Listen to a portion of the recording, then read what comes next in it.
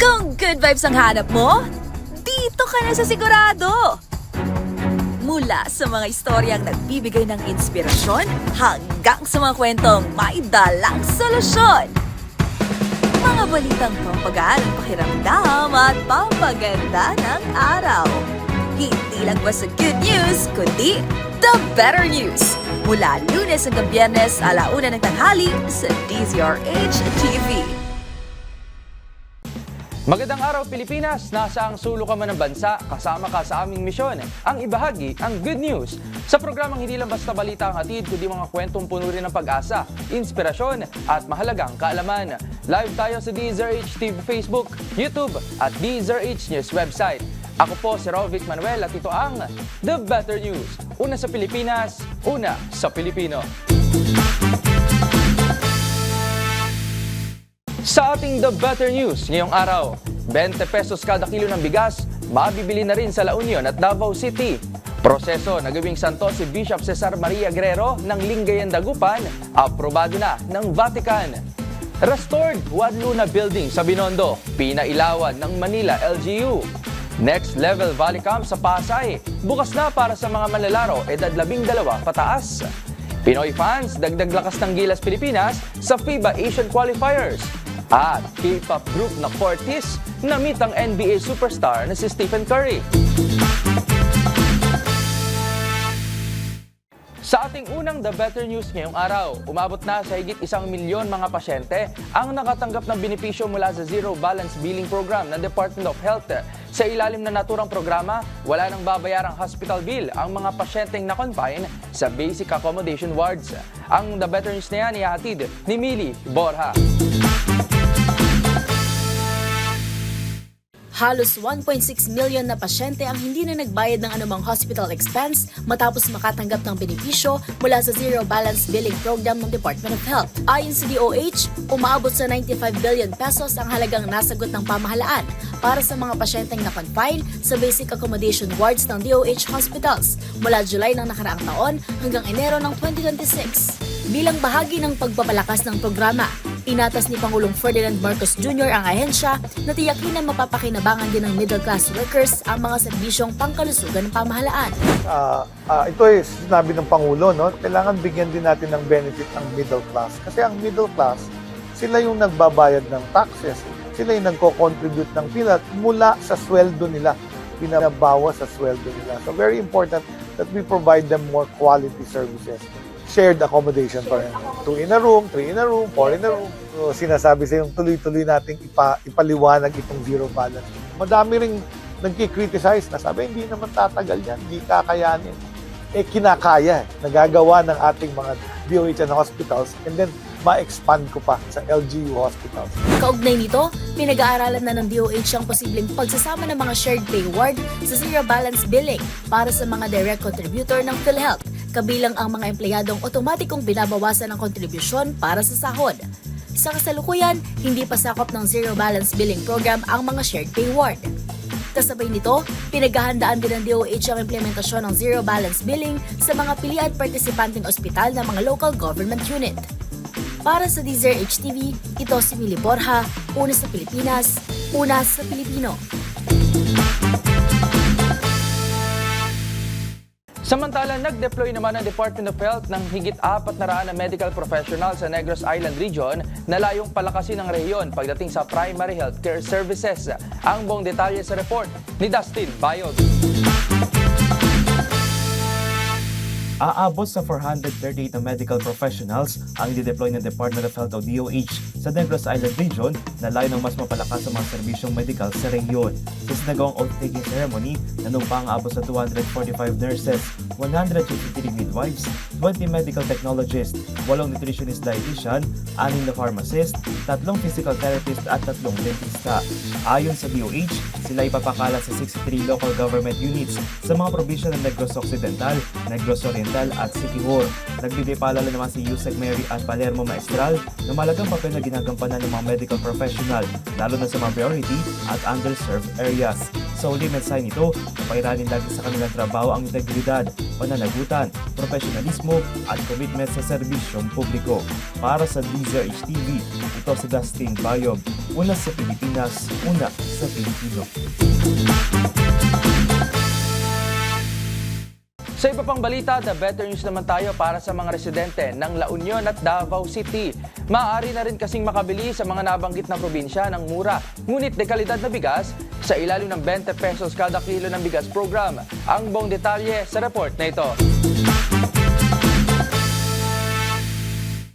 Nakarating na rin sa Aringay, La Union at Davao City ang 20 pesos kada kilo ng bigas program ng Pangulo. Ang 20 bigas meron na programa ay isang flagship food program ng Marcos Administration at bahagi ito ng pinalawak na kadiwa ng Pangulo platform na naghahatid ng mas mura at dekalidad na bigas sa iba't ibang panig ng Pilipinas. Ang nasabing programa ay mas pinaigting sa mga komunidad at inilunsad ng Department of Agriculture o DA sa barangay level sa Davao City. Bahagi ito na mahalagang hakbang ng kagawaran upang mapalawak ang akses sa abot-kayang bigas. Inilarawan ni Department of Agriculture Secretary Francisco Chu Laurel Jr. bilang konkretong pagpapatupad ng pababain ang presyo ng pagkain, lalo na ang bigas para sa mahihirap na pamilyang Pinoy. Pangunahing nakinabang sa programa ang mga senior citizen, solo parents, person with disabilities at mga recipient ng Pantawid Pamilyang Pilipino Program o 4Ps. Kabilang na ang mga rehistradong magsasaka, mangingisda, transport workers, teachers at minimum wage earners. Para sa DZRH TV, ito si Rovic Manuel, una sa Pilipinas, una sa Pilipino. Dako naman tayo sa Vatican City dahil aprobado na ng Santo Papa ang pagbubukas ng proseso para sa pagiging santo ni Bishop Cesar Maria Guerrero, isang dating obispo mula sa Archdiocese ng Lingayen, Dagupan. Ang iba pa detalye ihahatid ni James Galange. Inaprubahan na ni Pope Leo XIV ang pagsisimula ng proseso ng pag-aralan ng beatification kay late Archdiocese of Lingayen, Dagupan Bishop Cesar Maria Guerrero. Siya ang kauna-unang obispo ng nasabing probinsya, ngunit bago yon ay napagtapos muna ng abogasya sa University of Santo Tomas. Pagkatapos ay nagtungo ito sa Roma para naman mag-aral sa Gregorian University. Sa kanyang panunungkulan bilang obispo, napagpatayo siya ng isang seminaryo sa Binmalay, Pangasinan habang naging auxiliary bishop din sa Maynila at naging katuwang sa pag-organisa ng Catholic Action of the Philippines. Ngunit sa kabila ng mga ito, mayroon ding hamon na hinarap ang obispo gaya ng matapos ang World War II, naharap siya sa kasong treason o patataksin sa People's Court dahil daw sa pagtulungan nito sa mga Hapon na kalaunin nabasura rin noong 1946. Pumanong si Bishop Guerrero noong March 27, 1961 matapos siyang atakin sa puso. Ngayon, nakaptang buksan na ng Vatican ang masusing investigasyon sa buhay at mga gawa ni Guerrero para tignan kung karapat dapat ba siyang kilalanin bilang bagong santo ng simbahang Katolika. Kasalukuyang may dalawang Pilipinong santo pa lamang ang kinikilala ng simbahan na sila San Lorenzo Ruiz at Pedro Calungsod. Para sa DZRH TV, ito si James Galangi, una sa Pilipinas, una sa Pilipino. The better news naman mula sa Maynila. Muling pinailawan ng pamunuang lungsod ang Juan Luna Building sa Binondo matapos ang matagumpay nitong rehabilitasyon, bunga ng isang public-to-private partnership. Bahagi ito ng nagpapatuloy na kampanya upang ipanumbalik at pangalagaan ang ganda ng mga architectural heritage sa Binondo habang pinalalakas din ang nightlife rito. Pinangunahan ito ni Manila Mayor Isko Moreno Domagoso na umikayat din sa iba pang mga residente na nagmamayari ng heritage buildings na makiisa sa rehabilitation campaign ng LGU. Umaasa ang gobyerno na makatutulong ito upang maitaguyod ang branding ng Binondo bilang isang heritage at tourism site. 2018 nang madamay sa sunog ang dating First National City Bank of New York building, na kilala ngayon bilang Juan Luna Building. More opportunities to play, to develop skills, and to have fun all the same time. Yan ang kakaibang experience na hatid ng pinakabago at leveled up na volleyball training camp na matatagpuan sa Pasay City. Kung ano nga ba ang espesyal sa Next Level Volley Camp na yan, balikan sa report ni Arnold Herrera. Ikaw ba'y nangangarap na dalhin to the next level ang iyong volleyball skills? Well, wait no more dahil opisyal na nga nagbukas ang Next Level Volleyball Camp dito sa Pasay. Tampok ang ilan sa high-caliber players mula sa ating men's national volleyball team.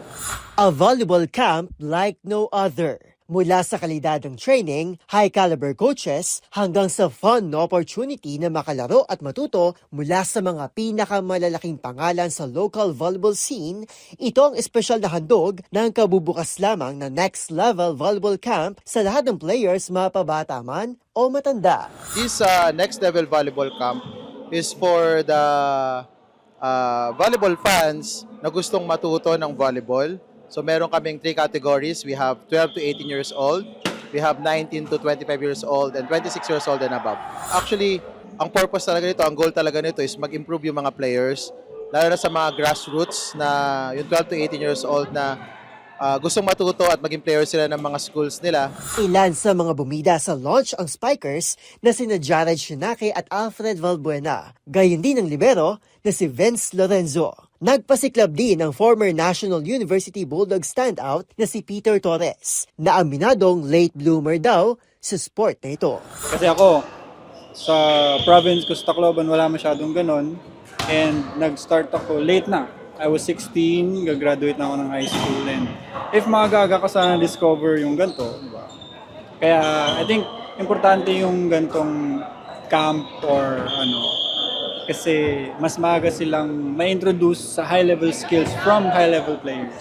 Samantala, kasama rin sa nagpasinaya sa event ang presidente ng Philippine National Volleyball Federation na si Tony Boy Liao. Para kay Liao, malaking bagay ang inisyatibang ito para sa mas magandang kinabukasan ng Philippine volleyball. Usually kasi yung mga summer camp na nangyayari, it's always 16 below. Wala talaga nung by ages. So this is a very first. So magandang programa to. Nagpakita rin ng suporta sa event ang Signal Super Spikers tulad ni Vanny Gandler, Don Macandili at Tin Tiamzon. Umaasa naman ang pamunuan ng volley camp na mas marami pang kabataan ang mahihikayat na sumabak sa mundo ng sports, gaya ng open spiker na si Brielle. Masaya po tapos nakaka-pressure po kasi matataas na level po yung pang-competitive kalaban. Bukas ang programa mula Lunes hanggang Sabado tuwing 6:30 hanggang 9:30 ng gabi sa Mia Sports Center sa Pasay. Para sa MBC TV Network News, ito po si Arnold Herrera ng DZRH TV. Una sa Pilipinas, una sa Pilipino. Dagdag lakas para sa Gilas. Ganyan maituturing ni Gilas head coach Tim Cone ang suporta na nakukuha ng national team sa Pinoy fans. Para kay Cone, malaking karangalan na makapaglaro sa home crowd para sa paparating na second window ng FIBA World Cup Asian Qualifiers. Basta sa Balitang Sports, iyahatid yan ni Matchpoint, Mili Borja. Maituturing na dagdag lakas ng Gilas Pilipinas ang mainit na suporta ng mga Pinoy fans sa second window ng FIBA World Cup Asian Qualifiers. Ayon kay Gilas head coach na si Tim Cone, malaking tulong para sa kanilang enerhiya at suportang nagmumula sa mga manunood. Sa Webes, makakaharap ng Gilas ang New Zealand habang sa March 1 naman ay kakalabanin nila ang Australia sa opening game ng Group A. Itinuturing ni Cone na isang malaking karangalan ang makapaglaro sa harap ng mga Pinoy fans at naniniwala siyang may sapat na lakas at kakayahan ng kasalukuyang lineup ng Gilas upang makipagsabayan sa mga malalaking manlalaro ng New Zealand at Australia. Para sa DZRH TV, ito si Mili Borja, una sa Pilipinas, una sa Pilipino. Sa mundo naman ng showbiz, inanunsyo na ng Pinoy Pride na si Apple the App ang kanyang susunod na target location para sa inilunsad na Agroforest Program. At kung K-pop naman ang pag-uusapan, rising South Korean boy group na Fortis na-meet ang NBA superstar na si Stephen Curry. Narito ang Showbiz Report. Masayang binisita ng Black Eyed Peas member na si Apple the App ang probinsya ng Cagayan Valley na siyang susunod na lokasyon para sa inilunsad nitong malawakang agroforestry program. Isa nga sa mga target ng rapper ang pagpapalawak sa watershed ng bayan ng Alcala. Nagsilbi namang selebrasyon ni Apple sa Lunar New Year ang pagbisita sa Calao Cave sa Peña Blanca, habang nagtungo rin ito sa isang bayang lapis na napinsala ng mga nagdaang bagyo sa probinsya. Kung matatandaan, Oktubre, noong nakaraang taon nang sinimula ni Apple the App ang 100 million coconut trees for climate project sa Liliw, Laguna. Samantala, sa iba pang balita, The GOAT! Yan ang caption sa post ng South Korean boy group na Cordis nang ma-meet ang NBA superstar na si Stephen Curry. Makikita ngang pinirmahan pa ng basketballista ang isang jersey para sa boys. Una rito gumawa ng kasaysayan ng Cordis bilang kauna-unahang K-pop act na nagtanghal sa NBA All-Star Weekend sa LA. Para sa DZRH TV 20 Showbiz Angel, una sa Pilipinas, una sa Pilipino. At dyan na po nagtatapos ang aming paghahatid ng mga balitang siguradong pampagaan ng pakiramdam, pampaganda ng araw at pampasigla ng inyong buhay. Magsama-sama muli tayo bukas para sa panibagong hanay ng mga kwentong hindi lang basta good news, kundi the better news. Para naman sa ating mga viewer online, huwag kalilimutang mag-comment ng inyong feel-good stories sapagkat ang maliit na kwento ngayon, maaaring maging malaking inspirasyon bukas. Ito ang The Better News. Ako po si Rovic Manuel ng DZRH TV, una sa Pilipinas, una sa Pilipino.